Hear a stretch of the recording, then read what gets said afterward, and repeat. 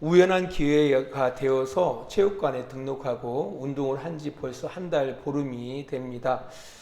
처음에는 사용하지 않던 근육을 사용하다가 보니까 운동이 끝난 뒤에는 이제 며칠 동안 몸이 움직일 수가 없고 또 거북스럽고 살이 뻐개지는 듯한 그런 느낌이 있었습니다. 그러나 이제는 처음보다 훨씬 익숙해져서 부담 없이 운동을 계속하고 있습니다. 매일 1시간 정도 운동을 하는데 그 한 달 반 동안도 여러 번의 갈등이 있었습니다. 정말 매일 가는 것이 귀찮더라고요. 그래서 그만둘까 생각하다가 계속 하게 됐는데 또 이제 운동하면서 보니까 좋아지는 것들이 많더라고요.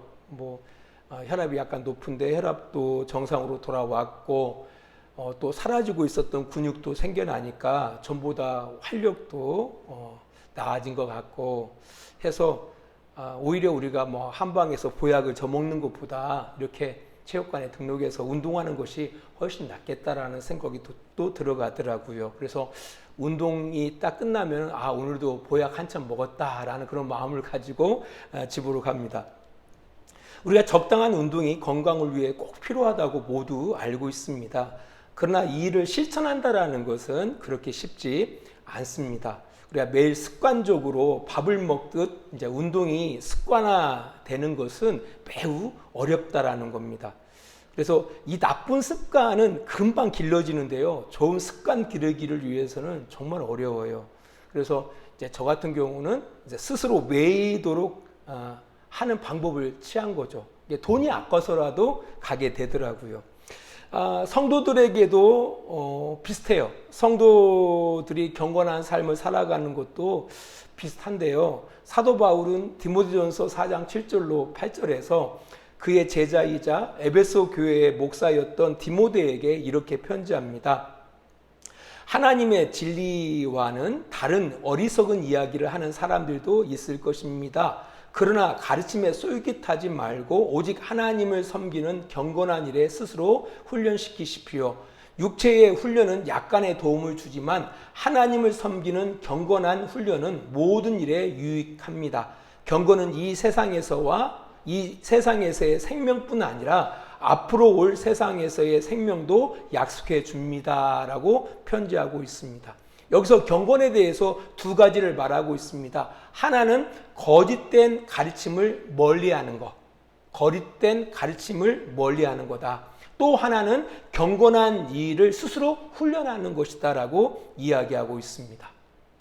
그러니까 경건이란 것이 어떻게 길러지느냐라고 할 때 참된 말씀에 그 참된 말씀으로 인해서 우리가 마땅히 해야 할 것을 끊임없이 훈련할 때 경건은 이루어진다라는 겁니다. 그리고 당연히 거짓된 그 가르침을 훈련하면 어떻게 해요? 경건이 이루어지지 않죠. 그래서 거짓된 가르침을 멀리하고 경건한 일을 스스로 훈련할 때 경건은 이루어진다. 여기서 경건이라는 것은 야고보서 1장 27절에 이렇게 이야기하고 있는데요. 하나님께서 받으시는 경건은 어려운 처지에 있는 고아와 가부를 돌아보고 세상의 악에 물들지 않도록 자신을 잘 지키는 것입니다. 하나님께서는 이런 순수하고 깨끗한 신앙을 보십니다. 라고 말씀하고 있습니다. 그러니까 하나님께서 받으시는 경건이 뭐냐라고 할 때 불쌍히 여기고 살아가는 거예요. 불쌍히 여기고. 그러니까 고아와 가부를 돌본다라는 것, 아무 의지할 것이 없는 그들을 불쌍히 여기고 돌아보는 것 뿐만 아니라 세상의 악에 물들지 않도록 자기를 잘 지키는 것. 하나님께서 이렇게 순수하고 깨끗한 신앙을 보신다라는 겁니다. 이것이 지금 우리가 살아가는 삶뿐 아니라 오는 세대의 삶 가운데 엄청난 유익이 된다라고 성경은 이야기하고 있다라는 겁니다. 중요한 것은 참 진리 가운데 서는 거죠. 그러니까 거짓된 진리 가운데 빠지지 않는 것 중요하고요. 참된 진리를 알았으면 그 진리를 끊임없이 훈련하는 것이 중요하다라는 겁니다. 사실 우리가 교회 공동체 안에도 그 잘못된 그 신앙의 지식들이 많이 들어와 있거든요. 이제 그런 부분들을 분별하는 능력이 필요하고요. 또 우리가 이전에 예수 믿기 이전에 그 잘못된 세상의 지식이 이미 우리 몸에 배어져 있어요. 그래서 그런 그 잘못된 세상의 지식으로 인하여 몸에 배어져 있는 그런 습관화를 끊임없이 버리는 훈련이 필요합니다. 이것은 하나님의 지식으로 채우는 훈련을 통해서 가능한 겁니다. 이것을 교회에서 해야 하는 겁니다. 그리고 교회 지도자들이 가르쳐야 한다는 겁니다. 그래서 교회와 지도자들은 하나님의 지식을 성도들에게 정확하게 가르쳐야 하고요. 그리고 그 일을 몸소 그의 삶을 통해서 먼저 살아가야 한다는 겁니다. 그리고 성도들로 하여금 그렇게 살아가도록 권면해야 한다는 겁니다. 왜 하나님의 지식을 배워야 하는지에 대해서 에베소서 4장 12절로 14절은 이렇게 말하고 있습니다. 이게 쉬운 번역 성경이에요. 우리에게 이 모든 선물을 주신 것은 하나님의 백성들을 섬기도록 준비시키기 위한 것입니다. 서로 섬김으로 그리스도의 몸인 교회를 더욱 강하게 세우기 위한 것입니다. 이렇게 할 때에 우리 모두는 하나님의 아들을 믿고 아는 일에 하나가 되어 그리스도를 닮은 온전한 사람으로 성숙한 그리스도인이 될 것입니다. 이제는 더 어린 아이가 되어서는 안 됩니다. 파도에 밀려 떠다니는 배처럼 왔다 갔다 하거나 우리를 속이고 유혹하는 온갖 새로운 가르침에 넘어가서도 안 될 것입니다. 그들은 우리를 잘못된 길로 데려갈 뿐입니다. 라고 이야기하고 있습니다. 우리가 왜 하나님의 지식을 배워야 하느냐라고 할 때 어린 아이에 머무르지 않기 위해서 하나님의 지식을 배워야 한다는 겁니다. 그들은 우리를 흔들게 만들어요. 그리고 결국 우리를 잘못된 길로 인도한다는 겁니다. 그래서 우리가 성도가 성숙하기 위해서는 하나님 아들을 믿을 뿐만 아니라 아는 일에 하나가 돼야 한다는 겁니다. 그럴 때 성숙한 그리스도인이 된다는 겁니다. 그래서 우리 성도들이 교회에 나와서 성도들을 만나고 교제하고 예배하는 거 정말 중요해요. 그러나 그 무엇보다 더 중요한 것은 하나님의 말씀을 정확하게 배우는 것이 가장 중요한 겁니다. 이게 안 되면은 이제 오랫동안 신앙생활 하더라도 성숙이 이루어지지 않아요. 성숙이 이루어지지 않아요. 사실 교회에 속하지 않고도 혼자 경건한 하나님의 자녀로 살 수는 있어요. 하지만 매우 어렵습니다. 왜 부모들이 학생들을 학원에 보내잖아요. 학교에 보내잖아요. 스스로 공부 못하나요? 스스로 할 수 있어요. 하지만 그거 진짜 어렵다라는 거예요. 어렵기 때문에 학교에 보내고 학원에 보낸다라는 겁니다. 우리 성도들도 마찬가지예요. 혼자 하나님의 경건한 사람으로 살아갈 수 있어요. 하지만 그건 진짜 어려운 거예요. 진짜 수준 있는 사람이나 그게 가능하다라는 겁니다. 그래서 하나님께서는 예수 그리스도를 머리로 몸으로 하고 성도들을 그의 지체로 묶어주신 겁니다. 우리를 묶으셔서 함께 성숙할 수 있도록 하나님께서 교회를 허락하셨다라는 겁니다. 이 교회가 참 중요한 거예요. 교회가. 사실 우리가 혼자 예배하고 혼자 찬양하고 혼자 기도하고 혼자 말씀 보고 할 수 있어요. 하지만 그게 쉬운 일은 아니다라는 겁니다. 그래도 이 주일날이라도 이게 있으니까 정해져 있기 때문에 그날은 교회에 나와서 찬송하고 기도하고 또 혼자 하면 힘이 없으니까 같이 하고 또 말씀을 듣고 배우고 이렇게 할 수 있는 거예요. 근데 이게 진짜 교회 생활이 이루어지지 않으면 그럴 기회가 사실 없어요. 아무튼 이 교회라는 곳이 그래서 중요하다. 그 무엇보다도 뭐가 중요하다고요? 하나님의 말씀을 정확하게 배울 수 있기 때문에 교회라는 것이 중요하다라는 겁니다. 초대교회 시대에도 교회와 성도들을 향한 그런 교회 안에 새로운 지식들이 많이 들어왔어요. 근데 그 가운데 어떤 지식들은 성도들을 그릇된 길로 인도했다라는 겁니다. 그 대표적인 것이 지난 시간에 말씀드렸던 것처럼 율법주의나 기독교 영지주의가 바로 그런 것들이었습니다. 이 요한 서신서도 마찬가지예요. 특별히 요한 서신서는 기독교 영지주의자들의 유업으로부터 성도들과 교회를 보호하고 온전케 하고자 성도와 교회들에게 쓴 편지가 요한 서신서예요. 요한 1서, 2서, 3서가 바로 그런 목적을 가지고 사도 요한이 기록하고 있다는 겁니다.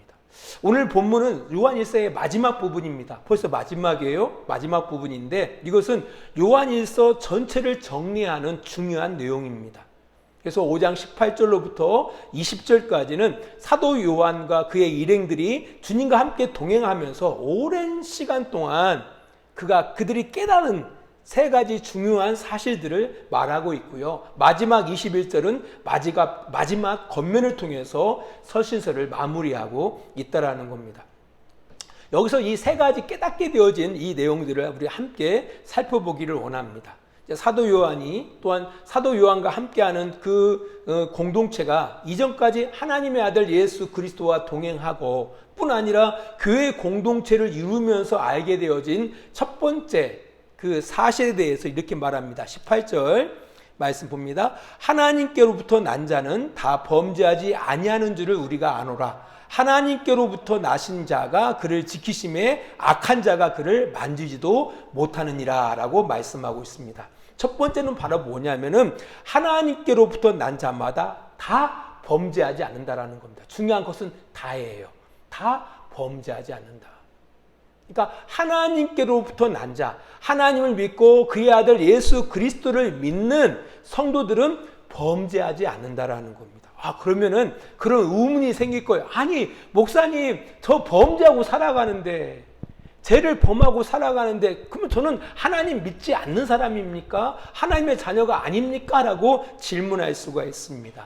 근데 이 말의 참뜻을 알아야 돼요. 어떤 뜻이냐라고 할 때 하나님께로부터 난 자는 계속 죄를 짓지 않는다라는 얘기예요. 계속 죄를 짓지 않는다. 그러니까 온전한 사람은 없어요. 태어날 때부터 우리가 하나님의 자녀로 태어날 때 이걸 중생이라고 하는데 태어날 때 온전하게 태어나지 않아요. 근데 부족하죠. 연약하죠. 단지 하나님을 믿게 됐을 뿐이지 하나님의 아들 예수 그리스도를 믿게 됐을 뿐이지 우리의 행위가 완전해지지 않는단 말이에요. 완전해지지 않아요. 부족한 것 투성이죠. 그런데 우리가 하나님과 그의 아들 예수 그리스도를 믿고 함께 연합하다 보면은 어떻게 된다라는 거예요. 점점 우리가 점점 온전해진다라는 얘기예요. 온전한 사람을 이루어 간다라고 이야기하고 있습니다. 그래서 계속해서 범죄하지 않는다라고 말씀하고 있는 겁니다. 그래서 여러분, 우리 자신을 돌아볼 때 내가 정말 하나님의 자녀인가를 확인하는 방법이 그거예요. 내가 계속해서 범죄하고 있는가? 그럼 뭔가 문제가 있는 거죠. 하나님의 자녀는 하나님으로부터 난 자는 뭐예요? 계속해서 범죄하지 않는다라는 겁니다. 점점 온전해져 나간다라는 거예요. 그럼 성도가 계속해서 범죄하지 않는 이유가 뭐예요? 하나님이 도우신다라는 겁니다. 그잖아요. 우리 어린 아이들 태어날 때 완벽합니까? 갓난아이가? 스스로 밥을 먹을 수도 없어요. 스스로 오줌, 똥 가릴 수가 없어요. 근데 어떻게 그 아이가 점점 사람답게 성장합니까? 옆에서 부모가 도와주잖아요. 부모가 도와주니까 이 아이가 온전한 사람으로 성장해 나가는 겁니다. 하나님의 자녀들도 마찬가지예요. 하나님의 자녀가 혼자 온전해질 수가 없어요. 그래서 아까 앞에서 말씀드렸던 것처럼 혼자 신앙생활 한다? 참 어렵습니다. 진짜 어려워요. 그래서 하나님의 도우심이 필요하다.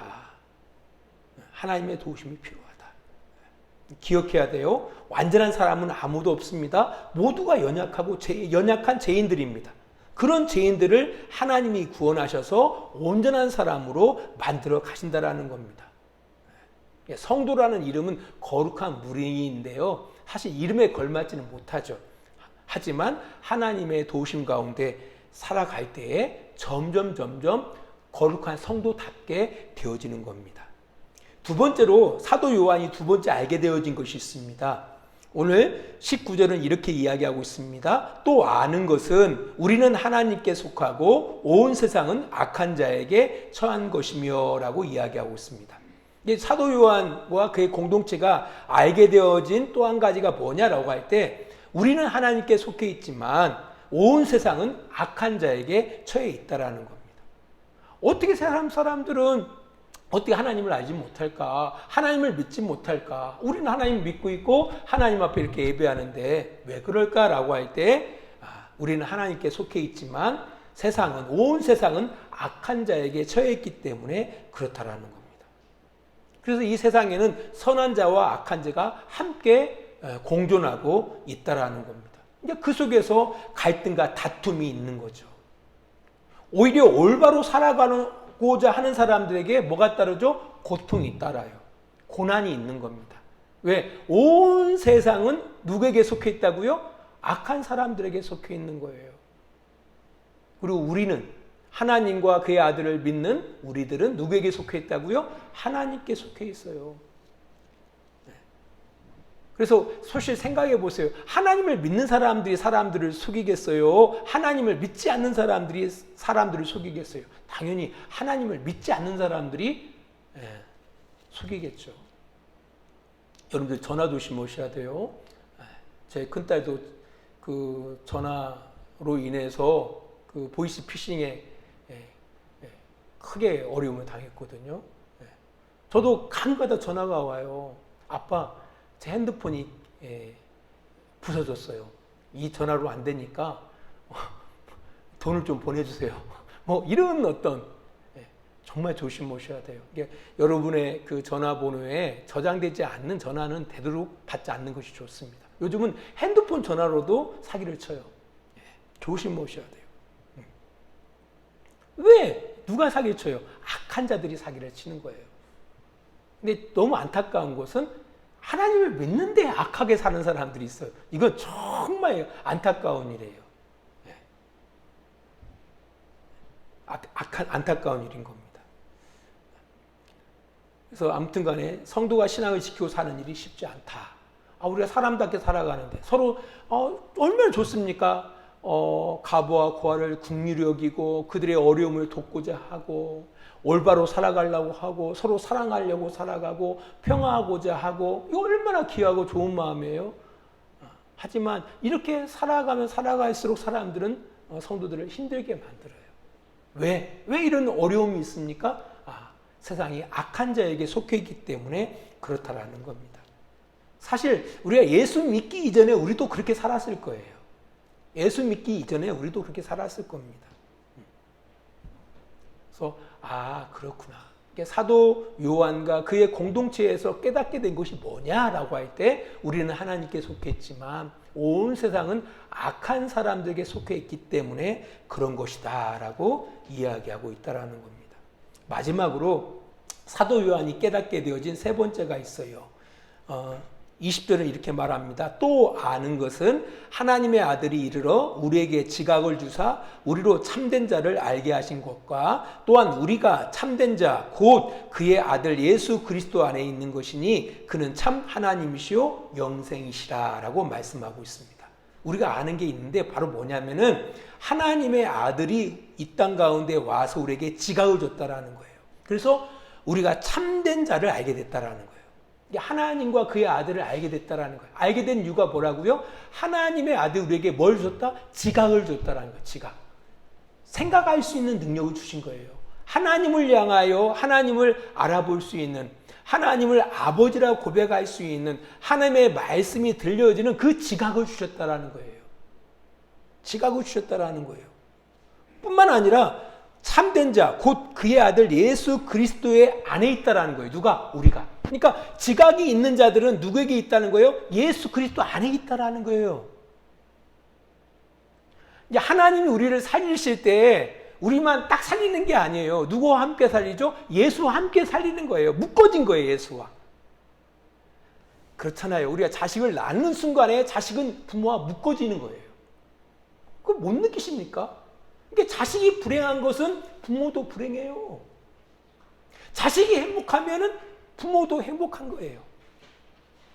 오히려 자식이 기뻐하는 것보다 부모가 기뻐하는 것이 더 커요. 자식이 고통스러워하는 것보다 부모가 고통스러워하는 것이 더 커요. 더 커요. 왜요? 묶어진단 말이에요. 이게 참 신비해요. 아이 목사님, 아니 부모 따로 자식 따른데 어떻게 묶어졌다고 생각하세요? 묶어져 있어요. 자식 낳아서 켜보면 다 아는 얘기 아닙니까? 자녀들은 모르죠. 결혼하지 않은 자신한테, 아니 결혼해서 자식을 낳아보지 않는 자녀 사람들은 몰라요. 이것을, 이 신비를. 그 신비를 모른단 말이에요. 묶어져 있잖아요. 예수님은 하나님 우편에 앉아 계셔요. 승천하셔서 나중에 오실 때까지 하나님 우편에 앉아 계셔요. 분명 우리에 떨어져 있어요. 근데 뭐라고 하나님 말씀하시냐면은 예수 그리스도와 함께 우리를 살리셨다라고 이야기하고 있어요. 함께 있어요. 함께 묶어져 있다는 사실을 기억하셔야 돼요. 여러분이 그랬던 길로 가면은 예수님도 마음 정말 아파하십니다. 여러분들이 올바른 길을 걸어가면 하나님, 예수님께서 되게 기뻐하시는 거예요. 이런 부분을 스데반이 순교당할 때 누가 일어섰다고요? 예수님이 일어서는 거예요. 예수님이 일어서는 거예요. 너무 기뻐서. 이 묶어져 있다는 사실을 기억하세요. 예수 안에 우리가 있는 거예요. 어떤 자가요? 지각이 있는 자. 하나님 아버지가 믿어지는 거예요. 예전에는 믿어지지 않았는데, 믿어지지 않았다는 건 뭐예요? 하나님을 향하여 지각이 없는 거예요. 지각이. 이 능력이 없는 거예요. 근데 어느 순간에 그 능력이 생겨서 하나님 아버지라고 이야기하고, 우리가 힘든 일 생기면 하나님 아버지 좀 도와주세요라고 기도하고, 하나님을 통해서 위로도 받고 용기도 얻고 힘을 얻고, 이 생명력이 생긴 거예요. 그 생명이 주어졌다라는 거예요. 이것을 기독교에서 말하는 생명이라고 하는 거예요. 이런 자는 누구와 함께 있다고요? 그리스도와 함께하고 있다라는 거예요. 참된 자, 곧 그의 아들 예수 그리스도 안에 있다라고 이야기하고 있어요. 그리고 그가 참 하나님뿐만 아니라 그가 영생이라는 거예요. 영생하시는 그 하나님과 함께 살아갔기 때문에 우리에게도 뭐가 있는 거예요? 영생이 있는 거죠. 그래서 아들이 있는 자에게는 뭐가 있는 거예요? 영생이라는 것이 있는 거예요. 영원하신 하나님과 함께하기 때문에 영원히 함께할 수가 있는 거죠. 그러니까 생명이 없다라는 건 그 지각이 없는 것이 생명이 없는 거예요. 그러니까 이게 믿는다라는 게 진짜 쉬운 일이 아니에요. 그 생명이 주어져야 믿는 건데요. 이건 기적과 같은 거예요. 기적이죠. 사람이 죽었다 살아가는 것도 엄청난 기적인데, 중요한 것은 죽은 우리의 지각, 하나님을 향한 그 지각이 살아난 거죠. 어떻게 살아난 거예요? 하나님이 보내신 예수 그리스도가 살리신 거예요. 살리신 거예요. 그 생명력을 주셨기 때문에 우리가 하나님을 알게 되어지고 예수 그리스도를 알게 되어진 거예요. 그 알게 되어진 자들은 지금 어디에 있다라는 거예요? 예수 안에 있다라는 거예요. 예수 안에서 살고 있는 거예요. 그 예수는 참 하나님뿐만 아니라 그 안에 그가 영생이시거든요. 영원하신 분이에요. 그래서 그와 영원히 함께하고 있다라는 겁니다. 우리가 보면은 아브라함도 누구와 함께하고 있을까요? 하나님과 함께하고 있죠. 아브라함 죽었어요. 근데 어떻게 하나님과 함께하고 있습니까? 성경이 이야기하고 있는 거예요. 왜? 하나님은 영생하시는 하나님이거든요. 영원하신 하나님이에요. 이삭도 죽었어요. 하지만 하나님과 함께하고 있다고 이야기하고 있어요. 하나님은 영생하신 하나님. 그 하나님과 함께하는 거예요. 우리도 죽어도 누구하고 함께하죠? 예수님과 함께하는 거예요. 죽어도 누구하고 함께하죠? 하나님 아버지와 함께하는 거예요. 그것이 영생을 얻다고 이야기하는 거예요. 하나님과 함께하는 것. 지금 시대에도 하나님과 함께할 뿐만 아니라 오는 시대, 마지막에 예수님이 이 땅 가운데 오셔서 이 땅을 심판하시고 하나님과 함께하는 백성들, 하나님과 유리되어진 백성들을 나누실 때도 우리는 누구와 함께하는 거예요? 하나님과 함께하는 거예요. 그것을 알게 됐다라고 사도 요한은 이야기하고 있다라는 겁니다. 이 세 가지를 꼭 기억하셔야 돼요. 절대 잃어버려서는 안 돼요. 그리고 마지막 부탁을 합니다. 권면. 너희 자신을 지켜 우상에게서 멀리하라. 여기서 우상이라는 건 딴 걸 이야기하지 않아요. 어떤 동상을 이야기하는 것이 아니라, 여기서 말하는 우상이라는 것은 기독교 영지주의자들의 거짓된 주장과 교훈들을 말하고 있어요. 지난 시간에 말씀드렸죠. 하나님을 섬기지 않고 자기의 생각을 섬기는 사람들이 있다라고 말씀을 드렸어요. 그러면 그 생각, 그 가지고 있는 그 관념이 우상이 되는 거예요. 이거 엄청 위험한 거예요. 하나님 아버지를 섬기는 것이 아니라 자기가 가지고 있는 생각을 섬기는 거죠. 이거 자녀들도 그럴 수가 있어요. 자녀들도 부모를 오해를 해요. 아, 우리 부모는 이렇다. 오해한. 근데 부모는 막상 그 부모는 그런 분이 아니거든요. 그러니까 그 부모를 바르게 섬기지 못하고 부모를 애곡된 자기의 생각 속에 부모를 만들고 그 부모를 생각해요. 그리고 판단하고 그렇게 섬기려고 해요. 이게 잘못된 거죠. 그러니까 여기서 우상을 멀리하라고 말씀하실 때에 이 우상은 바로 기독교 영지주의자들의 거짓된 주장을 이야기해요. 그들은 어떻게 구원을 받아요? 자기 힘으로 구원을 받는다고 생각했어요.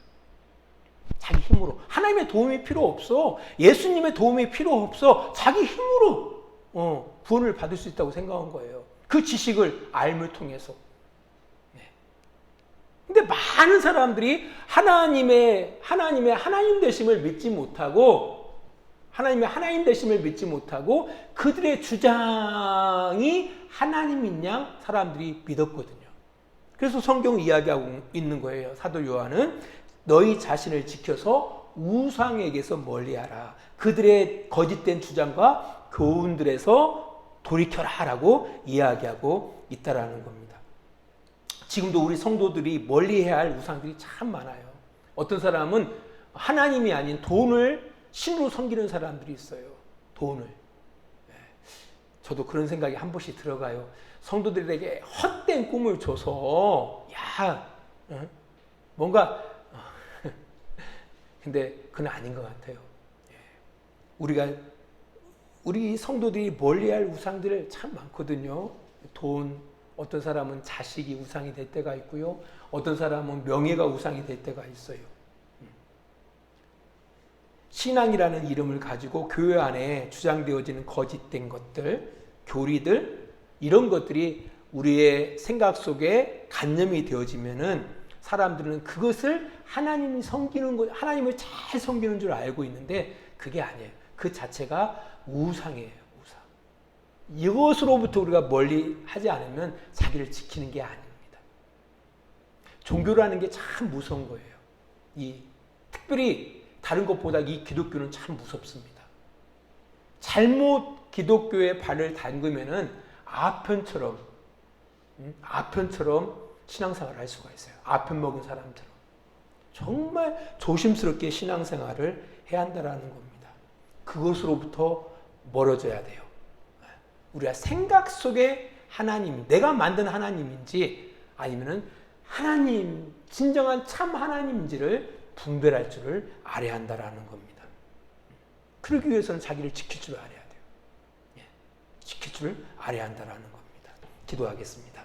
하나님 아버지, 우리는 연약합니다. 이 세상에서 우리를 스스로 지켜갈 수 없습니다. 하나님 우리를 도와주시옵소서. 하나님 우리에게 생명을 주셔서 하나님을 알게 하시니 참 감사합니다.